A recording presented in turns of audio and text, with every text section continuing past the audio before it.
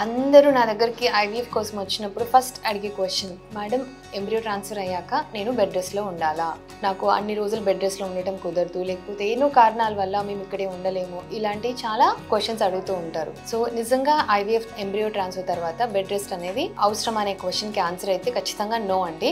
IVF తర్వాత 100% bed rest అని యూజువల్గా మోస్ట్ ఆఫ్ దెమ్ ఎవరు సజెస్ట్ చేయము. మీ రొటీన్ యాక్టివిటీస్ అన్నీ మీరు ఖచ్చితంగా నార్మల్గా చేసుకోవచ్చు, నార్మల్ రెగ్యులర్ డైట్ తీసుకోవచ్చు, స్ట్రెస్ ఫ్రీగా ఉండొచ్చు.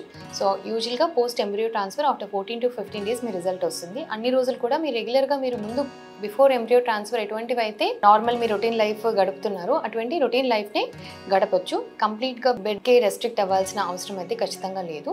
Only thing abdominal pressure increase అయ్యే పనులు చేయొద్దు అని చెప్తాము. అంతకు మించి there is no other rule that మీరు కంప్లీట్గా బెడ్ పైనే ఉండాలి అనేసి. సో మీరు హ్యాపీగా ఎంబ్రియో ట్రాన్స్ఫర్ చేయించుకోవచ్చు.